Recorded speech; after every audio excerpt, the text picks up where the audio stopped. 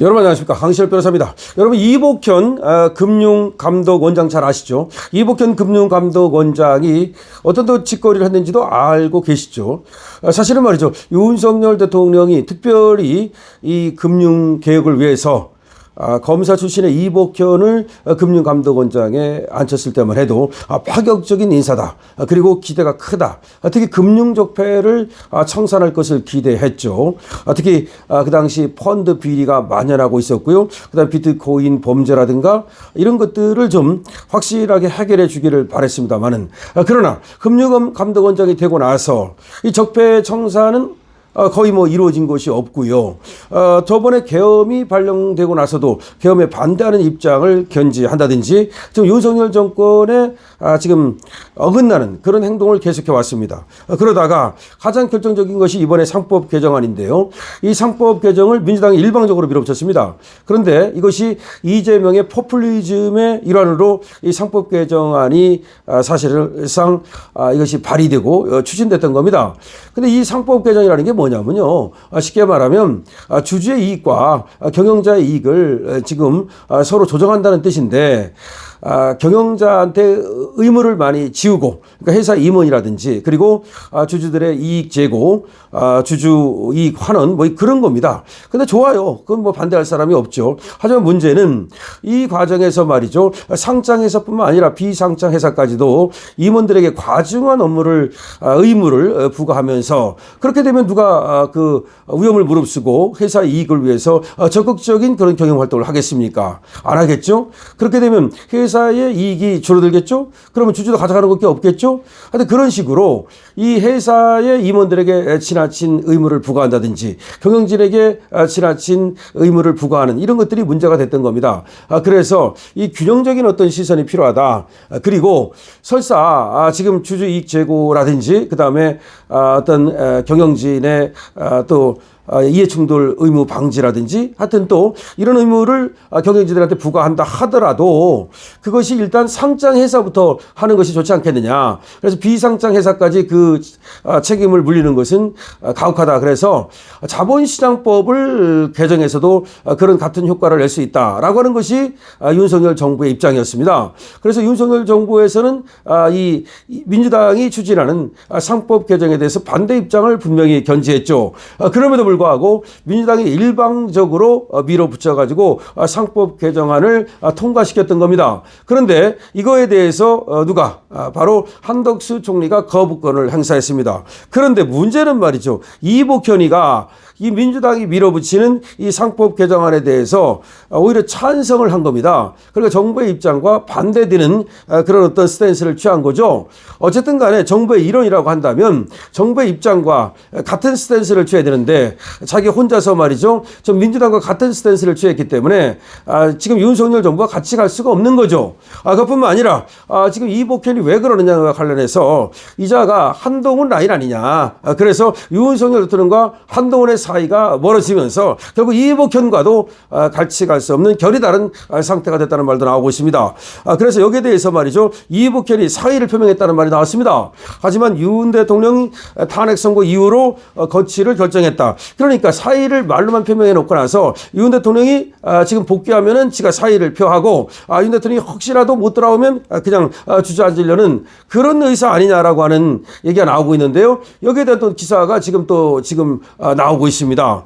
상법 개정안 거부권 행사를 막기 위해서 자기 직을 걸겠다라고 말했던 이 이복현 금융감독원장, 정말 한심하죠. 이 사람이 김병환 금융위원장에게 사의를 표명했다. 그러나 F4 회의, 금융을 책임지는 4명의 수장이 하는 회의를 F4 회의라고 합니다. 이 멤버들이 만류하면서 거취 결정을 윤석열 대통령 탄핵 선고 이후로 미루기로 했다. 의사만 밝혔을 뿐 적극적인 사퇴 움직임이 없었다는 풀이가 나온다. 이거 비겁한 거 아닙니까? 사퇴를 하려면 그대로 사퇴를 하면 되는 거지. 지금 사의는 표명해 놓고 나서 윤석열 대통령 이 탄핵 심판 보고 나서 윤 대통령이 돌아오면 나가고 안 돌아오면 그럼 주저앉겠다는 겁니까? 이거 뭡니까? 사의 표명했지만 만류했다. 그래가지고 내일 F4 회의에 참석한다는 말이 나오고 있는데요. 이거 바람직하지 않죠? 이런 거는 상당히 기회주의적인 행태라고밖에 볼 수가 없는데요. 자, 이복현은 말이죠. CBS 라디오 김현정의 뉴스쇼에 출연을 해가지고 거치 관련 질문을 받았는데요. 최근 금융위원장께 연락해 입장을 말씀드렸다. 이후 최상무 부총리 겸 기획정보 장관과 이창용 한국은행 총재 등이 이 원장에게 지금 시장 상황이 어려운데 경거망덕해서 안 된다는 취지로 말렸다. 그래서 이복현은 오늘 3일 예정된 F4 회의 등 예정된 일자를 소화하기로 했다. 이게 무슨 말입니까? 자기가 지금 사퇴 의사를 표명했지만 지금 부총리 등이 지금 경제가 어려운데 좀 경거망동하지 말라 뭐 그렇게 얘기를 해가지고 자기가 일단 F4 회의에 참석하기로 했다라고 말을 하는 건데요. 결국은 사의를 표명했다고 그러면서도 적극적으로 나갈 의사는 없는 거라고 봐야 되겠는데, 글쎄요. 지금 뭐 임명권자는 이제 대통령입니다. 대통령이 돌아오셔서 사표를 받을 수도 있겠지만 지금 하는 거 보면은 대통령이 돌아올 것 같으니까 사의를 일단 표명해 놓고 그 눈치를 보는 것 같아서 상당히 말이죠. 이복현의 태도에 대해서 여러 가지 비판이 많이 나오고 있습니다.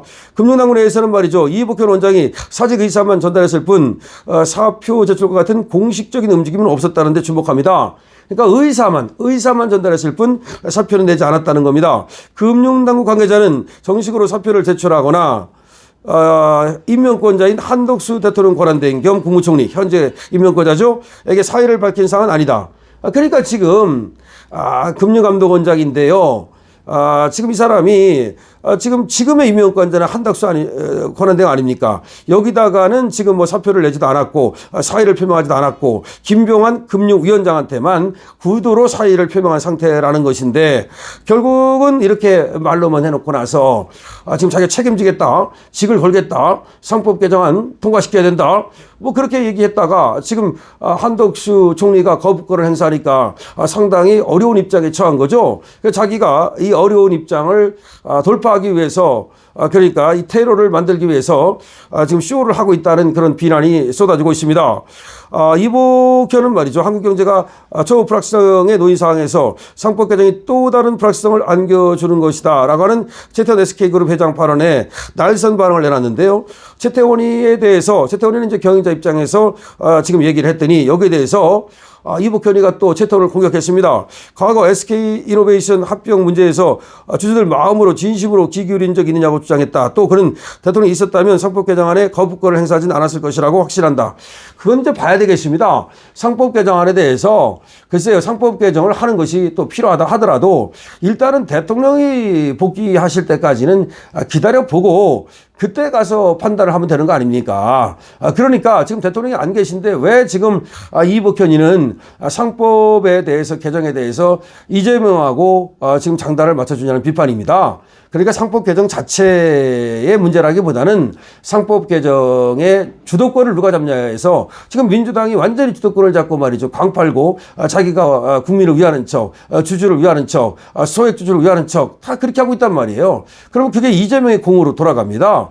그렇기 때문에 지금 이재명이 하는 거에 대해서는 일단 거부권을 행사하고, 더군다나 민주당이 일방적으로 밀어붙이지 않았습니까? 그래서 윤 대통령이 돌아오면 여야 합의를 통해서 다시 법률안을 갖다가 처음부터 만들어서 그걸 통과시키는 방법으로 가야 되고, 그 다음에 상법 개정이 반드시 필요하지 않다면 자본시장법 개정으로 충분하다면 그렇게 가는 것이 맞거든요. 그럼에도 불구하고 이복현이는 이제 자기의 소신을 뭐 굴피지 않는다 뭐 그런 것 같은데요. 그거는 뭐 소신이라고도 볼 수 있지만 윤 대통령이 지금 없는 상황에서 오히려 이재명 쪽에 장단을 맞춰주는 것이어서 결코 꼭 바람직하지는 않다, 이렇게 생각을 할 수가 있습니다. 이복현은 뭐 이복현대로 또 하고 싶은 말이 있을 거예요. 자기는 소액 주주들을 위해서, 그리고 지금 소액 주주들을 위한 행정을 펼치지 않으면 그런 어떤 지금 법안을 또 만들고 또 하지 않으면 지금 국민의 지금 여론이 나빠진다, 그리고 등을 돌린다, 뭐 지금 그런 생각을 할 수 있어요. 그건 뭐 충분히 할 수 있다고 생각합니다. 그렇다 하더라도 문제는 지금 저렇게 한덕수 총리가 여기에 대해서 거부권을 행사한 마당에 그 이후에 또 다 이런저런 여타 저타 하는 말을 하는 건 바람직하지 않고요. 그 전이라도 정부의 입장이 분명히 개진됐을 텐데 그렇다면 거기에 일단 맞춰주고 윤 대통령이 돌아오기를 기다렸다가 윤 대통령께 나중에 상시를 한다든지 그런 방법을 통해서 얼마든지 문제를 해결할 수 있었을 텐데 결국은 자기 정치를 위해서 아니면 또 윤 대통령하고 뭐 맞서는 것인지 모르겠습니다만은 그렇게 모습을 보이면서 지금